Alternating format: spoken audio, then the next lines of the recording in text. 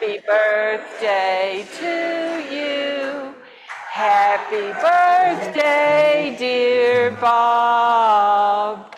Happy birthday to you. That is a great prelude. So, good morning, my friends. Welcome to the Unitarian Universalist Congregation of Lynchburg. We're glad you're here. Whoever you are, whatever your beliefs, whatever your age, whatever your gender identity, and whomever you love, you are welcome here. As we work together for justice, compassion, and peace, we also acknowledge with humility that our buildings sit on Monacan land. I'm Terry Bailiff. I'm beginning my next year as the contract minister with this congregation, and I'm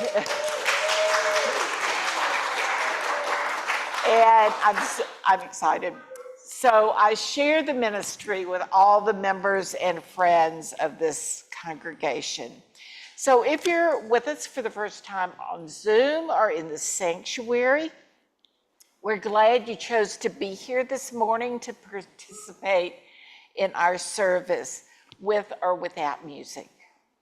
If you would like to receive our monthly newsletter and Friday email updates, please fill out our virtual visitor card on our website, uulynchburg.org, under Sunday services, or fill out the yellow card in the chair pocket in front of you.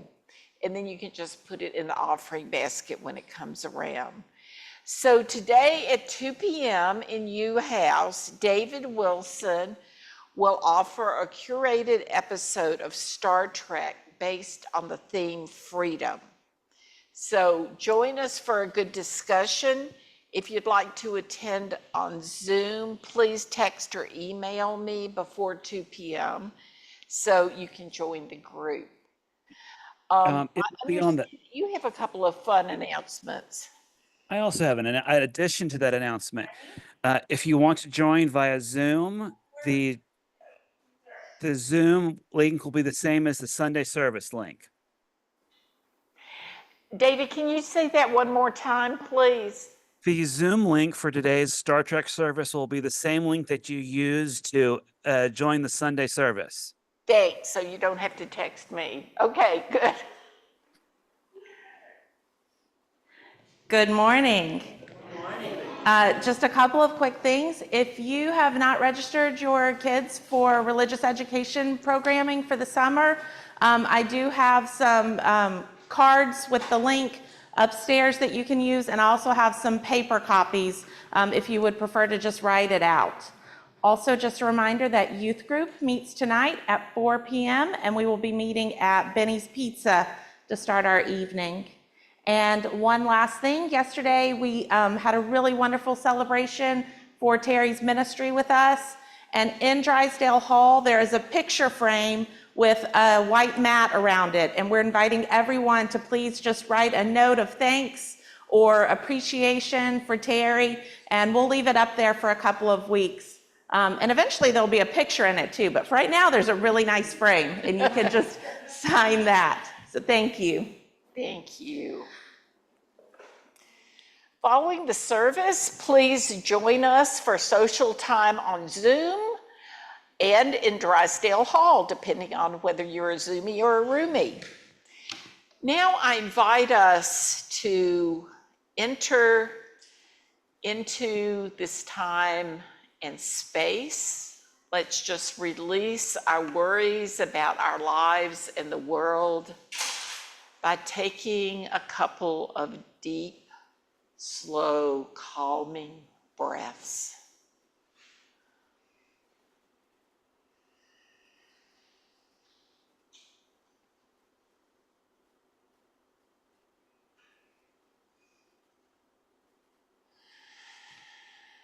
Thank you.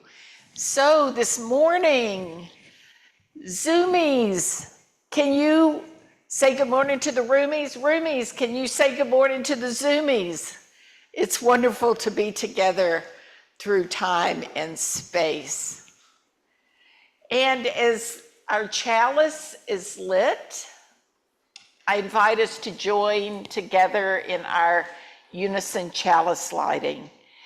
May the light we now kindle inspire us to use our powers to heal and not to harm, to help, not to hinder, to bless and not to curse, to serve you, O Spirit of life.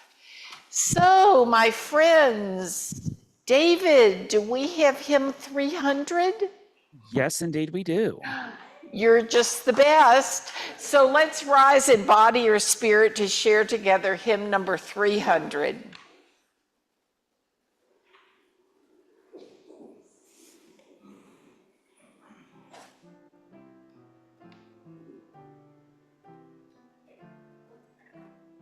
No sound.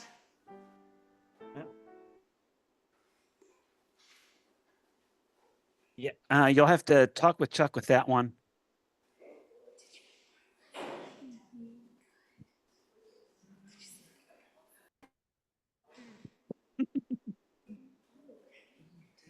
This is a moment of meditation. Because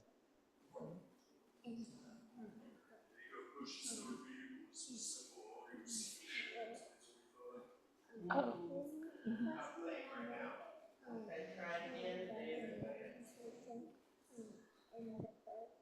David, can you try it again?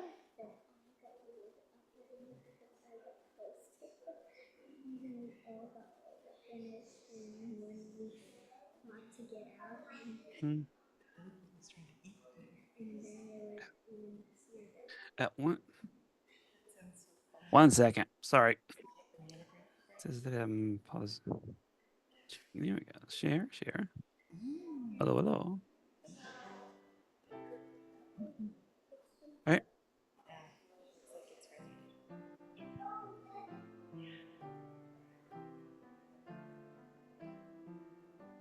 It is playing, so that's something. Okay. So, We're not hearing any such. Yeah, it's playing on my end, so okay.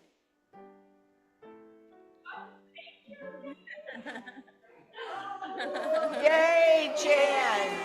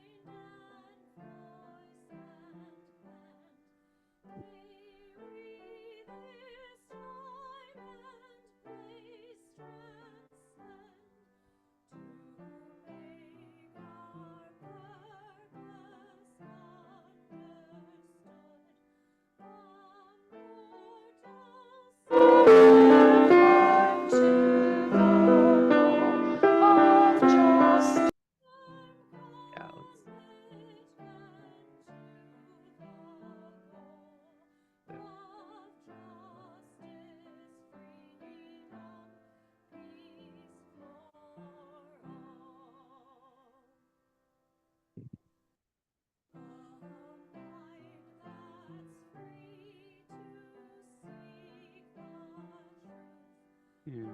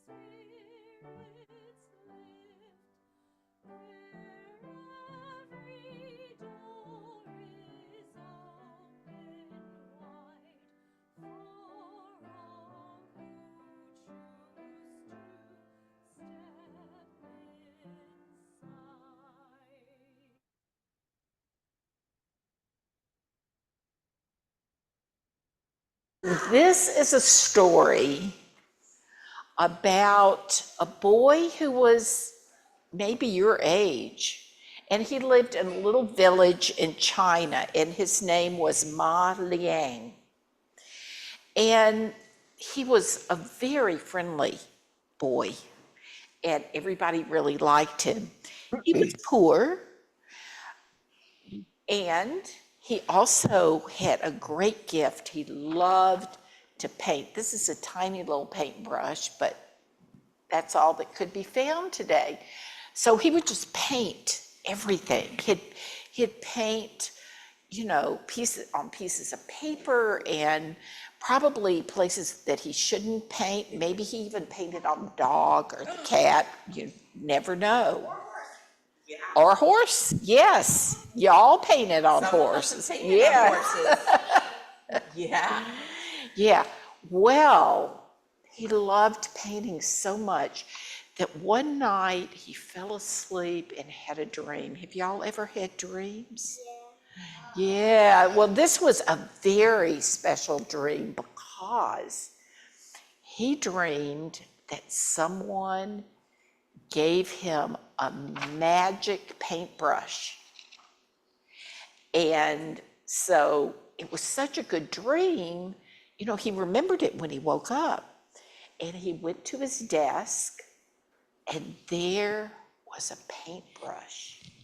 And now, every time he painted something, it became alive. It was real. And he remembered that in his dream, the man who brought the paintbrush said, do this, use this paintbrush to make life better for other people. Yeah, maybe so. He lived in a little village and they didn't even have electricity. So, a lot of the things we play with, they didn't have. So he woke up and he found this magic paintbrush and he went out into his village and he realized that a lot of people had a hard time because they had to carry buckets of water to water their gardens. And it was so exhausting, and sometimes they couldn't get enough water into their fields. So he painted a stream that went through the village and went by a lot of the fields. And it meant that all the fields could be watered and that people had more food to eat at the end of the season because all their plants did really well. They didn't have to walk so far. Yeah, Heavy woo. buckets. Yeah, for sure. No electricity, no trucks, no cars. They even knew about trucks. They That had a wasn't very simple even a life. thing that had. But that was a good thought about that, Holly.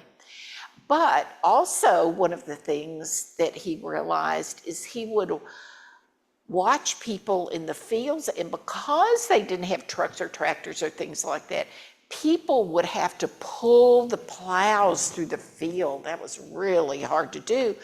And so, you know what he did? He painted a water buffalo. And then it's a big cow buffalo with big horns. He has a big head. Yeah. And so then the water buffalo could pull the plow instead of the person, and they could have better gardens. And also,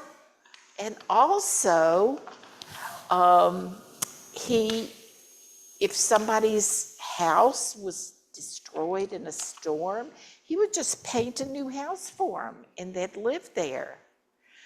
But while he was doing all that, helping people, there was a very rich person in his village who really liked money and things. And he got really jealous. He wanted that magic paintbrush so he could paint, I don't know, more money, more things, whatever. Yeah, probably some gold. Yeah, right. So, you know what he did? He hired people to grab Ma Liang and put him in prison and to steal his paintbrush. So that's exactly what happened.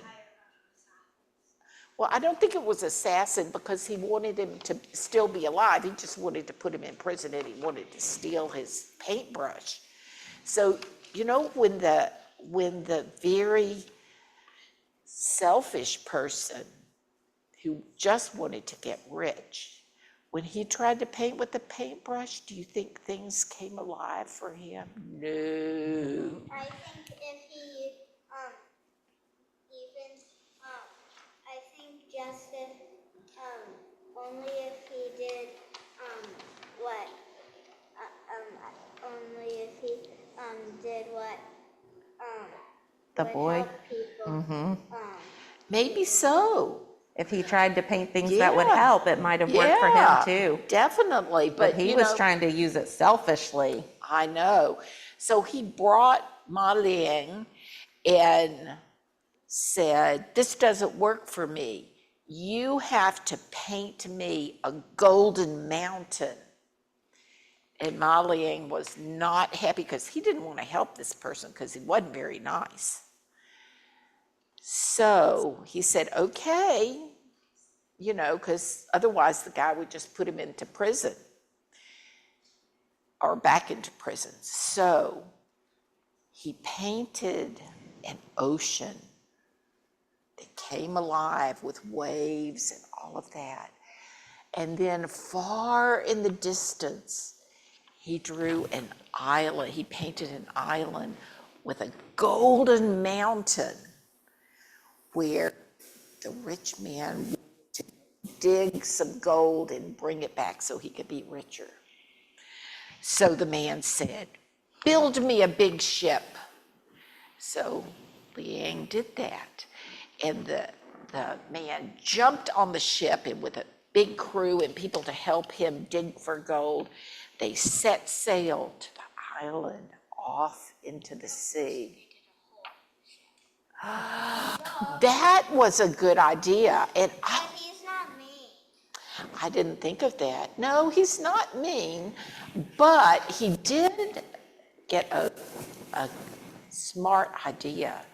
When the ship was in the middle of the sea, he drew a fog that came down over the ship. So he couldn't tell where he was going. And that fog just stayed around the ship. And so he just sailed off, confused, and never came back to the island again. So Ma Liang That's pretty smart, huh? had Yeah. his paintbrush and he continued to paint things for people like more wheat or rice in the fields so everybody had enough to eat. Some money. Oh, yeah, maybe so, because there's sometimes when we need money, yeah. But he always used the paintbrush to help other people. And you know, we Unitarian Universalists like to think about our vision of the world, like we could paint it, and what would we want to paint? Maybe everybody having enough food to eat? Or what are some other things that we might? So, that's a very good one. Someone So, to keep them company. Or like we just draw people. yeah, so people wouldn't be lonely. Maybe a safe place to live. If they ran out of stuff to paint, they paint people for more stuff to paint for them. Yeah. So there are lots of ways that when we think about our Unitarian Universalist values that teach us kindness and love and justice, that we can think about and hold in our minds and our hearts the kind of world that we want to see.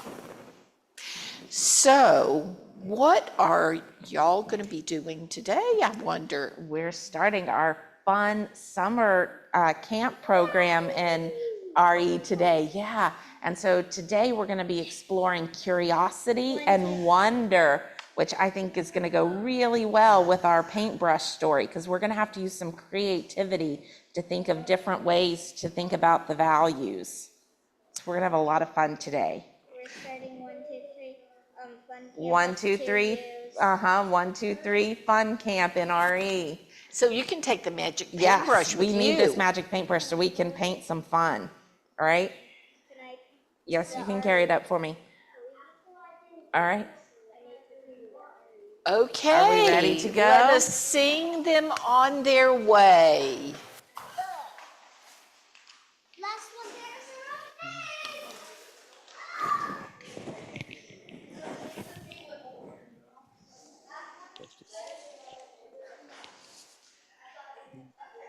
We'll sing it in our hearts. But I've got an exciting thing for our closing hymn. So anyway, we'll have fun with that. Today we take an offering of our gifts for the work of this community, both within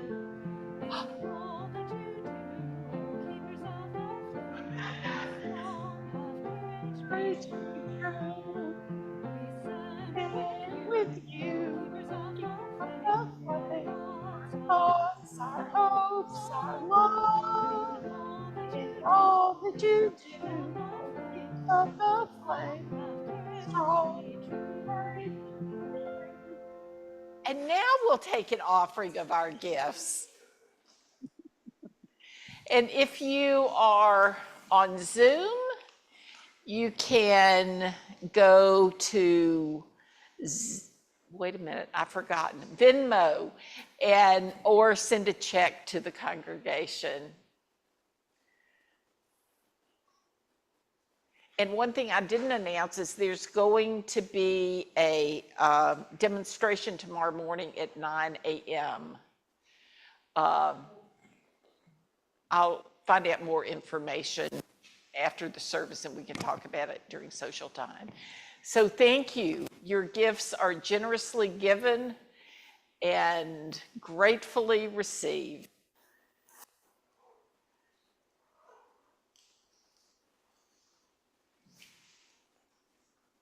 Thank you.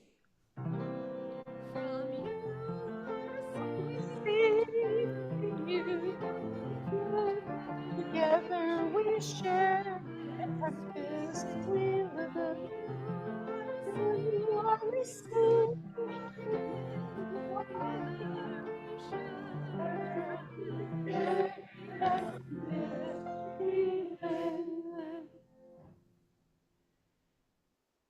Each Sunday we share together the joys and the concerns.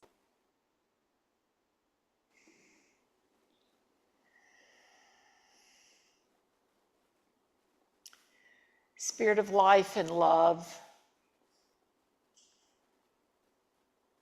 we sit here this morning bound together by a common love for life and for the world. We know that life is fragile and precious, and so we hold especially in our hearts those friends and loved ones who have passed out of this realm, but whose spirits continue to touch our hearts and our lives through the memories we hold. We hold up also today those who are ill in mind, body, or spirit, that they may find healing and wholeness. May we, wherever we are in the process of love and compassion and grief, find ways to feel fully and deeply, knowing that we are part of a beloved community. And may we find the work that is ours to do to help heal some part of this amazing world of which we are a part. Blessed be, Amen.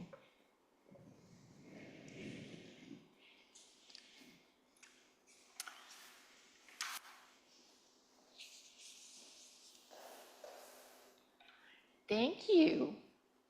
Thank you.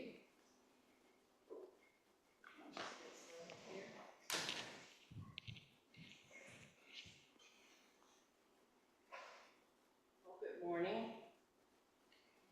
I'm here today as your delegate to Your microphone's not on. General Assembly of the Unitarian Universalist Association, or GA. There's no microphone. Oh, sorry.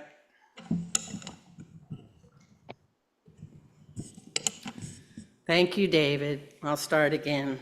I'm here today as your delegate to give a report on this year's General Assembly of the Unitarian Universalist Association, or GA for short. GA participants gather to worship, witness, learn, connect, and make policy decisions for the association through a democratic process. While anyone can attend, congregations must certify annually to have voting delegates.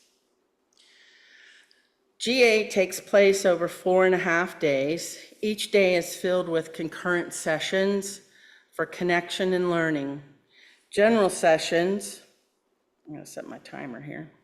General sessions for the conducting of business, which primarily involves discussion and debate on items up for vote. And finally, most days end with a worship service. Saturday's worship service is followed by the annual Ware lecture, and I'll talk a little bit more about that later. For me, the most fun thing at GA is the exhibit hall, where there are an array of booths representing seminary schools, artists, organizations, the UU bookstore, vendors who sell beautiful stoles for ministers. I always want to buy one, even though I'm not a minister. And they offer giveaways, to attract you to their booth, such as candy or stickers or gadgets, and my favorite, sunglasses. I'm embarrassed to admit how many pairs of sunglasses I ended up with. I had Nora help me a little bit on that. I've been to many conferences, not just GA, but professional association conferences, and they all generally have an exhibit hall with the same sorts of freebies. But unique to GA are these ribbons, okay? And each booth has its own ribbon, and the thing to do is to collect as many as you can and attach them to your name tag, like so. Now, I'm not the competitive type, so I don't have a whole lot of tags on my thing, but Isabella Billings, who also went as a young adult delegate, she had so many ribbons that if she rolled them up and unfurled them, they would land on the floor and roll for at least another foot. She was so proud of them. Delegates are called on to vote on rules of procedure for the rest of the sessions, elect GA candidates to the UUA Board of Trustees and other committees of the association. And we also vote for actions of immediate witness. An action of immediate witness is a statement about a significant action, event, or development in the world that necessitates immediate engagement and action among UU member congregations and groups. An action of immediate witness does not carry the full authority of the Unitarian Universalist Association. Rather, it expresses the conscience and carries the authority of the delegates at GA in which it's passed. The action of immediate witness process allows Unitarian Universalists to respond quickly to social issues deemed urgent. Adopted actions of immediate witness are used by congregations in local efforts by empowering them to act and by recommending action through other departments of the UUA and other Unitarian Universalist groups. 5 actions of immediate witness were presented for vote, but only 3 would advance for action. And you can read more about them. I'm just going to cover them briefly, but it's really worth looking at them. If you go to uua.org and select Justice and Inclusion and look for the action selection, go there and you'll see all of the ones that were up for vote. I really encourage you to go to the website and spend some time with them. So there were 5 that we could vote on. The 3 actions of immediate witness that passed were: 1, we declare and affirm immigrants are people who have inherent worth and inalienable rights.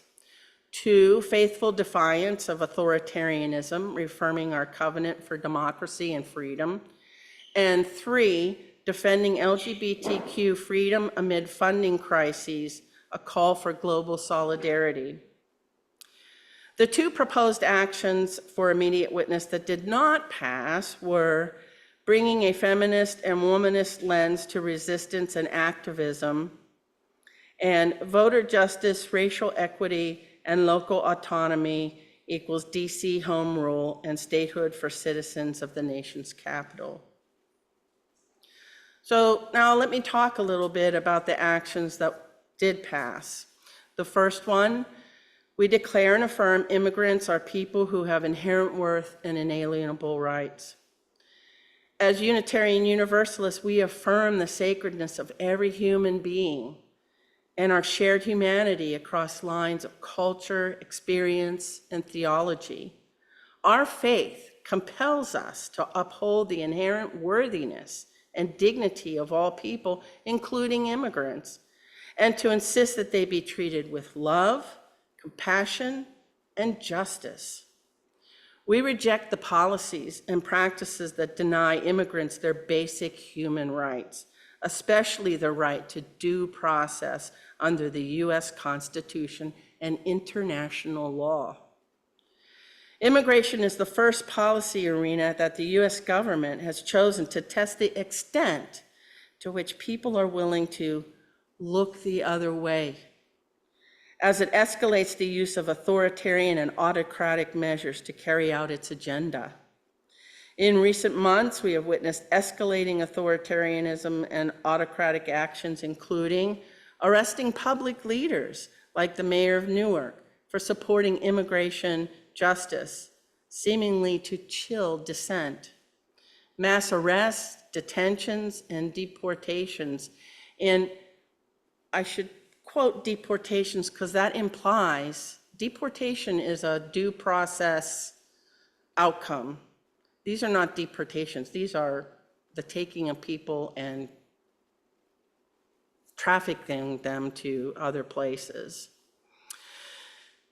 That's my comment. Cancellation of temporary protected status and humanitarian parole, and the use of the Alien Enemies Act of 1798 to detain migrants and send them to foreign prisons without a court hearing.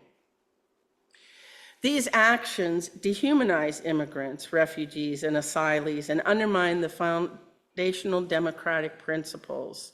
They betray our nation's long history of immigration and the essential contributions of immigrants in our culture, values, and spirit. By passing the action of immediate witness, the delegates committed their UU congregations to take personal and congregational action. Personal action includes learning by attending training, supporting by donating or volunteering for local migrant support groups, speaking out and by writing letters to the editor, contacting media outlets to promote accurate coverage, and pushing back on anti-immigrant narratives, amplifying by posting truthful, supportive content on social media to counter misinformation, and showing up by accompanying migrants to court hearings, which thanks to Terry, our church is doing. Offering transportation, emotional support, and language interpretation as needed, and documenting by taking notes, making audio or visual recordings of ICE immigrant interactions, particularly those that demonstrate the trauma the immigrants experience or any excessive use of force.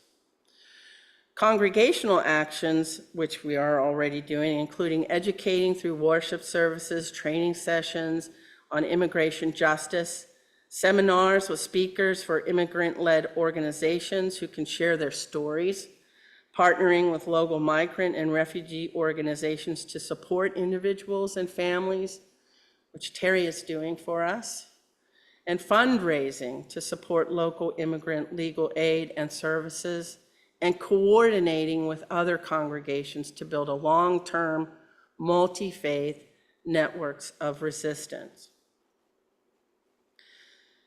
And there's much more about this, again, at the UUA website. The second action of immediate witness to pass was faithful defiance of authoritarianism, reaffirming our covenants for democracy and freedom. This is no ordinary moment but a time that tries the soul, a time that calls us to reaffirm the values we, as faith, have declared our own, holding fast to justice, through which we dismantle racism, systemic oppression, inclusive democracy, and the dream, yes, the dream of fully accessible, radically inclusive communities where all may flourish.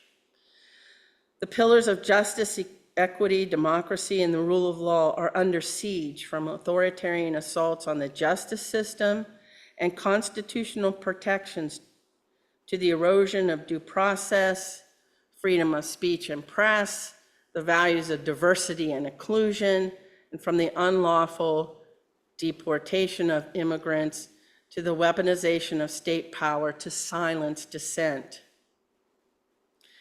This action of immediate witness calls upon the UUA, its member congregations, and congregants as appropriate to defend the guarantees of just law, constitutional integrity, equal justice, meaningful separation of powers, due process, and the freedom of speech, press, and assembly by, and some of us have already been engaged in these activities, I am proud to say, nonviolent civil society action, including our vocal support and exercise of these guarantees as our witness, legislative advocacy, and judicial action, including our support of impactful litigation. Litigation costs a lot of money, and so to that extent, we can also help. We can take bold action by activating our faith, not only to resist, but also to build a nation that honors the dignity, needs, and values of all its people, one where the beloved community may thrive. And more specifically, the UUA, with UU ministers and lay leaders, must explore how to become a catalytic force, working actively with leaders of other faith traditions to develop common strategies, events, actions, and messaging to bring a strong multi-faith presence that promotes our common values, counters this autocratic actions and messages of elected leaders, helps build a powerful pro-democracy movement, and guides us to a common dream where we all can thrive. And here in Lynchburg, where things seem pretty dire, we're very fortunate to have a group of liberal ministers who not only meet regularly, but do take action. They show up at school board meetings, they show up at city council, they do a lot of things interpersonally behind the scenes that we're not aware of. And we're very fortunate that they do that. Finally, the third action of immediate witness to pass was defending LGBTQ freedom amid funding crisis, a call for global solidarity. According to Outright International, global funding for LGBTQ human rights has suffered an abrupt termination of over $100 million due to funding cuts from the US and the Netherlands and pullbacks from corporations and other private donors, representing 30 to 40% of all global LGBTQ funding. Approximately 90% of US aid programs supporting LGBTQ communities globally have been terminated, devastating grassroots movements worldwide. This funding crisis has forced the closure of critical programs supporting democratic participation, economic livelihoods for trans communities, emergency shelters, legal reform, and health services, including HIV prevention and treatment. Without urgent intervention, 20 to 25% of LGBTQ grassroots organizations in 50 countries may be forced to shut down entirely, leaving vulnerable populations without vital support and protection. Simultaneously, we face devastating cuts to domestic LGBTQ support services. It has been reported that the federal government proposes eliminating all funding for the 988 Suicide and Crisis Lifelines LGBTQ youth specialized services effective October 1st of this year. This $50 million cut would devastate services that provide over 1.2 million crisis contacts, and that was in 2022. The Trevor Project, which handles nearly 50% of these specialized services contact volume and served over 231,000 crisis contacts in 2024 alone, is undergoing layoffs, restructuring due to decreased individual donations, and increasingly hostile political climate targeting LGBTQ communities. Unitarian Unionist conversations are called to commit by educating congregations, and I think several of us have worked to do that, about the legal funding crisis and local threats to LGBTQ communities, by examining our congregations' connections to international human rights and our capacity to contribute resources to this urgent cause, and to integrate local and global LGBTQ justice to our congregational mission and social justice priorities. 2, we can organize, form LGBTQ global solidarity groups with congregations using educational resources from organizations like Outright International and the UU Service Committee, build meaningful partnerships between congregations, particularly those working in countries with hostile environments for LGBTQ people, which would include our own, unfortunately. Connect UU congregations with other faith communities to amplify advocacy efforts and resource mobilization. We can advocate, pass congregational resolutions urging the US government to restore and increase funding for international LGBTQ human rights work and domestic crisis intervention services. We can organize congregational letter writing campaigns to elected officials to express our concern. We can write op-eds, letters to the editor, and social media content to raise awareness about the interconnected nature of local and global LGBTQ oppression. And we can coordinate congregational participation in solidarity events that center on the voices and needs of international LGBTQ communities. And we can witness, we can speak publicly as people of faith whose UU theology compels us to work for local and global LGBTQ rights in a unified struggle. We can participate in solidarity events that center on voices and needs of both local and international LGBTQ communities. And we can demonstrate faith-based support for LGBTQ rights in our own neighborhood and around the world. And finally, we can fundraise. This action of immediate witness is really about the funding that's being pulled from these efforts.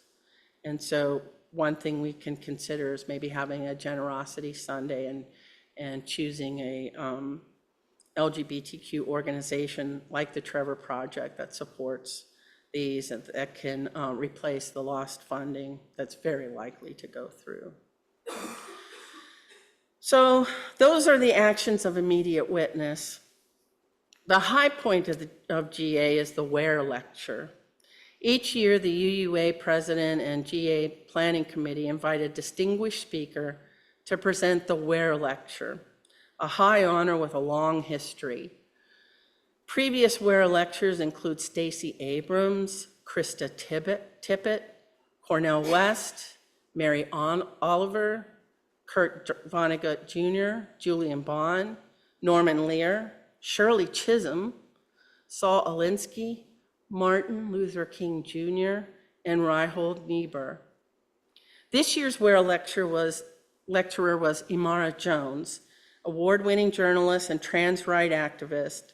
Jones spoke about the role that anti-trans politics has played in bringing us to this moment of increasing authoritarianism and autocracy.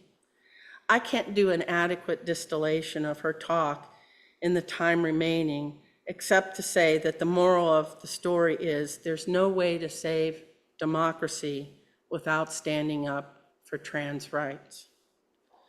Jones' lecture is available on demand for GA attendees until Labor Day, but again, only for GA participants. But I would love to host one or two or as many as it might require to have a viewing either in Drysdale Hall or here. The talk is an hour long, so it wouldn't be appropriate for a Sunday service, but it's really powerful and informative and really a great distillation of how we've gotten to where we are and how that relates to anti-trans policy. And you know, here in Virginia, we were spared from not being a battleground state. We were spared from a lot of the advertising, but during the campaign, the 2024 presidential campaign, I was visiting family in Pennsylvania. We were watching a Penn State football game, and every commercial was about trans policy. We're there for they, them, we're for you. And really putting down and otherizing and dehumanizing trans people. And it was effective, it worked. The ploy is to peel just enough votes off to win. And we know we win, there, I'm just in time.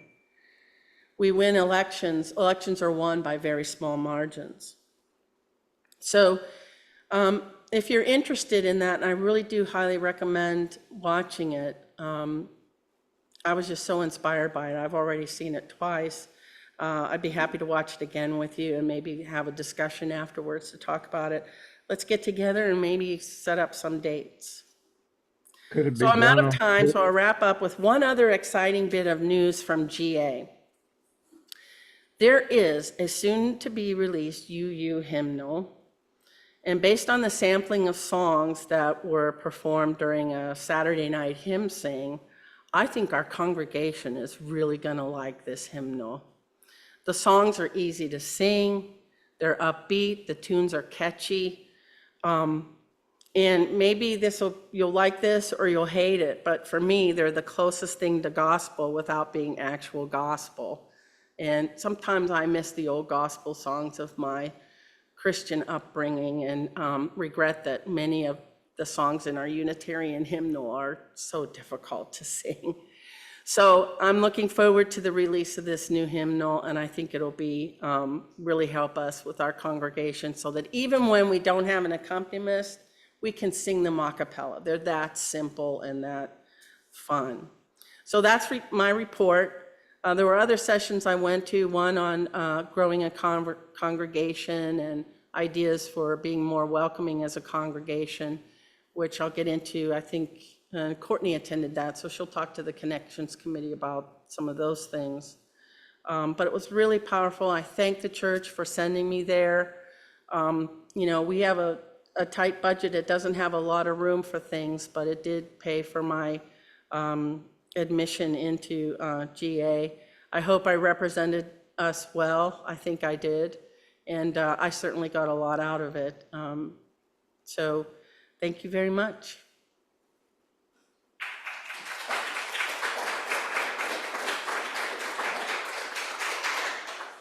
Now, this wasn't planned, but I agree with you about there are wonderful hymns in our hymnals that are unsingable by ordinary. And through this, before she ever said that, I was like, maybe we could just like not do our closing hymn because, you know, we're all searching for truth and meaning. And yesterday, I got a wonderful new gift. It's a mug that says, maybe the hokey pokey is what it's all about. That's a spiritual statement. So we're just going to play a little bit. So I invite us to rise in body or spirit as we share part of the hokey pokey. And somebody who carries a tune can help guide us. You put your right hand in, you put your right hand out, you put your right hand in and you shake it all about. You do the hokey pokey and you turn yourself about. That's what it's all about. You put your left hand in, you put your left hand out, you put your left hand in and you shake it all about. You do the hokey pokey and you turn yourself about. That's what it's all about. Yay! Okay, that was fun. And you know, another day we'll sing Love Makes a Bridge. That's maybe more profound, but maybe not. So let's take a moment. Roomies, wave goodbye to our Zoomies. It's great to see y'all today, Zoomies. Wave to all these roomies. It's great to be together. So as our service draws to a close, we extinguish the flame of our chalice as we share these words together. We extinguish this flame, but not the light of truth, the warmth of community, or the fire of commitment. These we carry in our hearts until we are together again. Our final words of blessing come from Michelle Collins. Changes abound around us, within us, between us, in our communities, our neighborhoods, and our beloved faith community. Changes abound. May we each find the balance point we need as we move through our ever-changing world, the balance between the old and the new, between the known and the unknown, between the familiar and the perhaps bold and risky possibilities that may be there waiting. Blessed be. Go in love and go in peace.